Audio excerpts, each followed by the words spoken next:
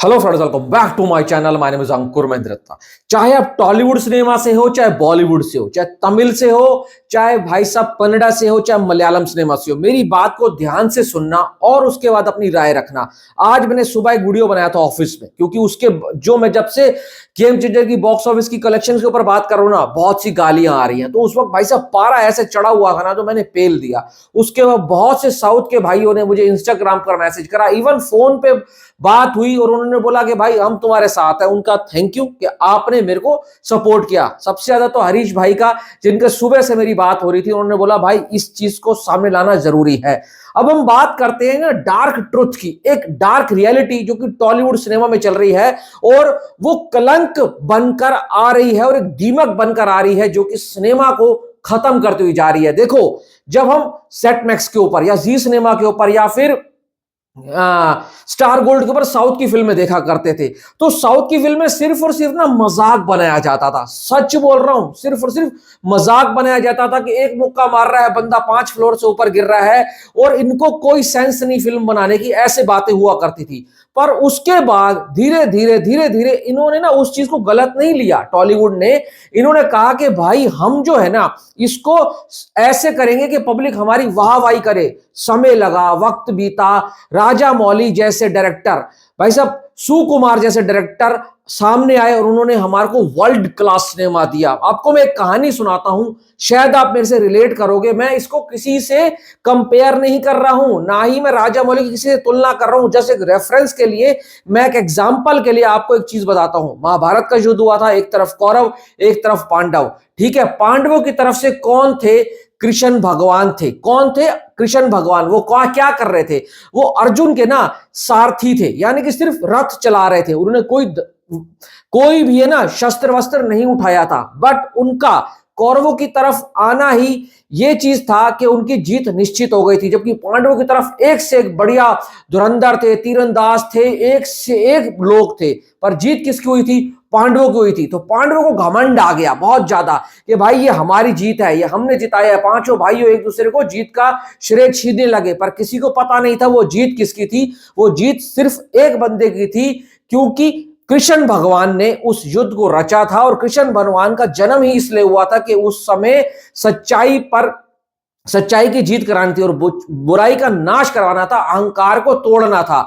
तो भाई जो राजा मौली साहब आए ना, उन्होंने इतनी मेहनत करी, इतनी मेहनत करी। फिल्म आती है बाहुबली, फिर आती है बाहुबली 2। वो वर्ल्ड लेवल के ऊपर 2 स्टेट के सिनेमा को लेकर जाती है और ऐसा नाम कमाती है। और उसके थोड़े टाइम बाद आती है आरआरआर, और आरआरआर ने तो ऐसा करा कि गोल्डन ग्लोब अवार्ड ले लो, कहीं ले लो, अंग्रेजों को अपना दीवाना बना दिया था। आरआरआर बाहुबली जब आई थी ना, तो उसमें क्या चीज थी? सिर्फ और सिर्फ कंटेंट था। वो पैसे के पीछे नहीं भागे थे। आपको पीके का डायलॉग याद होगा कि भाई साहब इतने काबिल बनो कि पैसा आपके पीछे भागे, पैसे के पीछे आप मत भागो, ऐसा काम करो। राजा मौली के काम में वो चीजें दिखती हैं।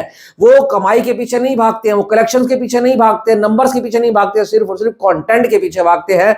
और उन्होंने क्या दिया? प्रभास दिया। प्रभास उसके बाद फ्लॉप हुए। प्रभास हिम्मत नहीं आ रहा, काम करता रहा करता रहा करता रहा, और प्रभास ने आज साबित कर दिया कि उससे बड़ा पैन इंडिया सुपरस्टार कोई नहीं है। अल्लू अर्जुन ने तो काम भी नहीं करा राजा मौली साहब के साथ, बट उन्होंने 4-5 साल दिए सिर्फ एक फिल्म को, जिसका नाम था पुष्पा 2। और आज देखो हिंदी बेल्ट में वो फिल्म कितना कमा रही है। उसके बाद जूनियर एनटीआर आते हैं। जूनियर एनटीआर की जो फिल्म थी ना, कुछ खास चली नहीं, पर उन्होंने ऐसा लोचा नहीं करा जो कि गेम चेंजर वाले कर रहे हैं। मैं ऐसी इतनी एग्जांपल, इतनी बड़ी कहानी क्यों सुनाई है? इसलिए सुनाई है कि राजा मौली ले लो, चाहे तुम सुकुमार ले लो, चाहे तुम संदीप रेड्डी वांगा ले लो। संदीप रेड्डी वांगा क्या करा है? संदीप रेड्डी वांगा ने बॉलीवुड का स्टार को वो बनाकर दिखाया है जो बॉलीवुड वाले खुद नहीं बनाकर बताए थे। मैं हमेशा से कहता हूं कि बॉलीवुड में सिर्फ और सिर्फ डायरेक्टर्स की कमी है। एक्टर एक से एक क्लासिक एक्टर भरे पड़े हैं, एक्टर की कमी नहीं है। अगर इनको ढंग का डायरेक्टर मिल जाए ना, तो बॉलीवुड वाले फाड़ दें, किसी को भाई साहब सामने ना आने दे। पर साउथ में क्या है ना, एक से एक डायरेक्टर है। अब अगर इनको अच्छा डायरेक्टर ना मिले ना साउथ के एक्ट्रेस को, तो इनका बंटा धार हो जाता है। वही हुआ है क्या गेम चेंजर के साथ। इन्होंने क्या सोचा ना भाई, गेम चेंजर वालों ने हमारी फिल्म जो है आ रही है, अब हमारे को इस फिल्म को कैसे भी करके हिट कराना होगा, चाहे इसके लिए हमें साम दाम दंड भेद सब कुछ अपनाना पड़े, क्योंकि अगर ये फिल्म हिट होगी तो ग्लोबल स्टार को जो रामचरण को टैग मिला है ना, वो सच प्रूफ होगा। और उसको करने के चक्कर में इन्होंने इतना बड़ा लोचा करा, इतना बड़ा लोचा करा कि आज सिर्फ तेलुगु सिनेमा नहीं, पूरा इंडियन सिनेमा बदनाम हो चुका है। और इंडियन सिनेमा की इतनी वाहवाही थूक थूक थू हो रही है कि पूछो मत। अब मैं आपको एक बात बताता हूं, सिर्फ ये हिंदी बेल्ट में ही ऐसा क्यों कर रहे हो? हिंदी बेल्ट में इतनी फ्री टिकटें बांटी जा रही है, इतने कूपन कोड चलाए जा रहे हैं थर्ड पार्टी ऐप के द्वारा, लोगों को फ्री फ्री टिकटें दी जा रही है। क्यों भाई, क्यों? हिंदी बेल्ट इतनी क्यों जरूरी है? हिंदी बेल्ट को तो वैसे आप गालियां देते हो, वो इसलिए जरूरी है क्योंकि 1000 करोड़ का रास्ता हिंदी बेल्ट से जाकर जाता है। और उस हिंदी बेल्ट ही ऐसी एक बेल्ट है जो आपके स्टार को स्टैब्लिश करती है पैन इंडिया में। प्रभास को देखो, आज हिंदी बेल्ट में ऐसे पैसे कमाता है जैसे कि वो यहीं का एक्टर हो। अल्लू अर्जुन ने 850 करोड़ कमाने वाला है जैसे वो यहीं का एक्टर हो। जूनियर एंटर ने 55 करोड़ रुपए कमाए थे। बट रामचरण को लगा कि भाई, और उनकी फैमिली को लगा, या उनके पीछे जो भी लोग काम कर रहे हैं उनका पीआर मीडिया को लगा कि अगर रामचरण भी 100-150 करोड़ हिंदी बेल्ट में दे जाएंगे ना, तो यहां से रास्ते खुल जाएंगे रामचरण के आगे जाने की। पर गेम उल्टी पड़ गई। एक तो फिल्म निकला ही वाहियात, 20 साल 25 साल पुराना कंटेंट, ऊपर से इन्होंने लोचा कर दिया कि भाई हमें नंबर में छेड़छाड़ करनी है।